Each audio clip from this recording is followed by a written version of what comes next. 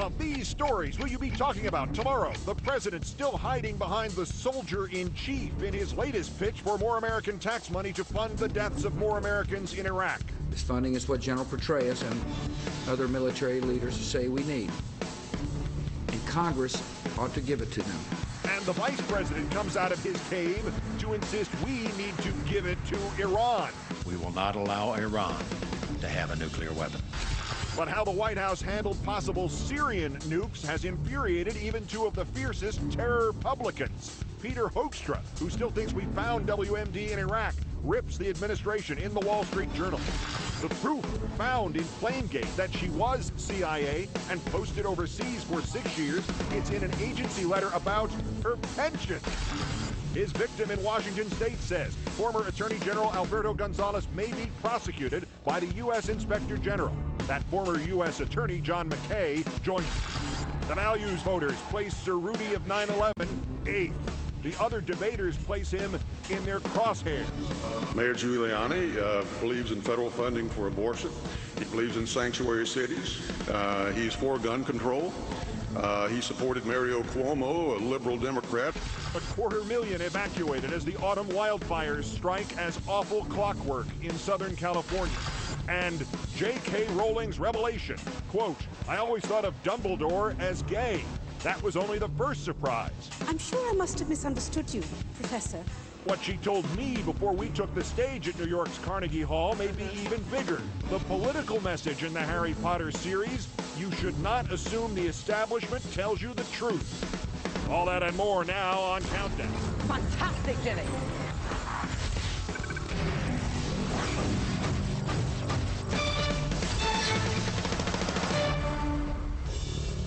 Good evening. Already long ago, wrote the Roman satirist Juvenal, for when we sold our vote to no man, the people have abdicated our duties for the people who once upon a time handed out military command, high civil office, legions, everything, now restrains itself and anxiously hopes for just two things, bread and circuses. Our fifth story on the Countdown, we're not even getting the bread and circuses from the Bush administration, just the bills. Our fifth story on the Countdown, President Bush today all but demanding a 31% hike to the annual war budget, another $46 billion. Vice President Cheney all but declaring a third world war over the weekend against Iran. We begin with the Commander-in-Chief. The President this afternoon asking Congress for that additional $46 billion for the wars in Iraq and Afghanistan. That's on top of previous requests for this fiscal year, bringing the revised total for the year to $196.4 billion. It is a big number, but President Bush said it should not be hard to understand. Parts of this war are complicated, but one part is not, and that is America should do what it takes to support our troops and protect our people. And today, I sent Congress an updated supplemental war funding request that will do just that. Supplemental, as in meaning to supplement. The White House having originally asked for $142 billion, then another $5 billion in July, and Mr. Bush making it seem that without this increase, the Pentagon's war chest would be bare. The bill provides for basic needs, like bullets and body armor, protection against IEDs, and mine-resistant ambush-protected vehicles. That's right. 4.5 years of the Bush administration having failed to provide U.S. troops in Iraq with body armor or with vehicles capable of withstanding the blast force of roadside bombs, and suddenly that is the fault of Democrats in Congress. Never mind that lawmakers have already approved more than $5 billion for new reinforced vehicles and are soon likely to grant $11 million more to that cause. To Mr. Bush, opposition is something to be voiced, but not to be acted upon. I often hear that war critics oppose my decisions, but still support the troops. Well, I'll take them at their word, and this is a chance for them to show it, that they support the troops. Of course, if Congress instead supported the troops by, say, bringing them home, there is an increasingly likely chance that Mr. Bush would only send them into battle again against Iran. The sabers rattling anew over the weekend when the Dark Lord himself, Mr. Cheney, escalated U.S. rhetoric against the Iranian leadership. The Iranian regime needs to know that if it stays on its present course, the international community is prepared to impose serious consequences.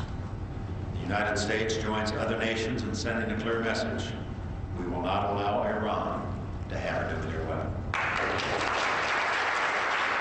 Let's turn now to our own Richard Wolff, senior White House correspondent for Newsweek magazine. Richard, good evening. Good evening, Keith. If we add what Vice President Cheney said yesterday to President Bush's World War III remark at the news conference last week, should this be seen in the way the New York Times put it this morning as a 1-2 punch from this administration? Well, I know they think they're heavyweight champs, but looking at it, it sounds like a lot of shadow boxing, really, because what you have here is a vice president who, apart from seeming to like the name Darth Vader, quotes favorably a line about how the Soviet Union approached terrorism, and this is from an administration that is promoting liberty and democracy. This is a strained argument, and people are parsing what he said for signs of war, but just that clip you played, the international community will impose serious consequences. I mean, the international community is the UN. There is no chance on earth that the UN is going to lead to a war. So, you know, he's not fooling anyone. And never mind what he's, or how he might or might not be fooling anybody, and never mind the extraordinary money involved. What about the resources? The new chairman of the Joint Chiefs, Admiral Mullen, said last week that there is more than enough reserve to respond militarily to Iran if need be.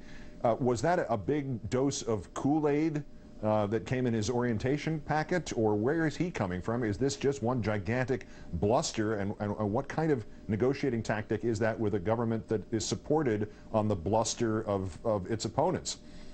Well, of course, it's dangerous talk, and it's easy to understand why people are suspicious about this administration. You only have to ask Tony Blair or Colin Powell, who thought they were signing up to coercive diplomacy and ended up being coerced themselves.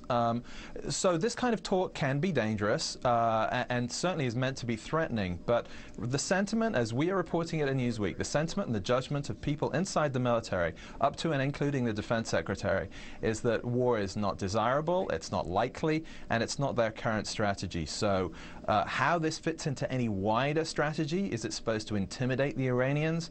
It's not clear, and it's not very well thought through. All right, to Iraq, the Republicans staying on message here, support this war increase because it's for the troops. The Republicans also traditionally getting their way in terms of Iraq. The Democrats so far sticking to their talking points. President Bush should not expect Congress to rubber stamp his latest supplemental increase, says Harry Reid, the Senate Majority Leader today, but very similar to all the previous ones that they did rubber stamp. Is Mr. Reid, is his party going to do anything about it this time?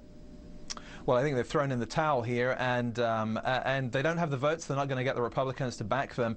But what they can do is put this funding request alongside what's happened with children's health insurance, where they're asking for less money for 10 million kids. And that's a political game they can win. And actually, it's an important game because it involves the health care of children across the country. So there is other political mileage here. But I think Democrats, to all intents and purposes, have really given up the game here in terms of stopping the war. General Petraeus was invoked again. General Petraeus and other military leaders say we need this, is what the president said today.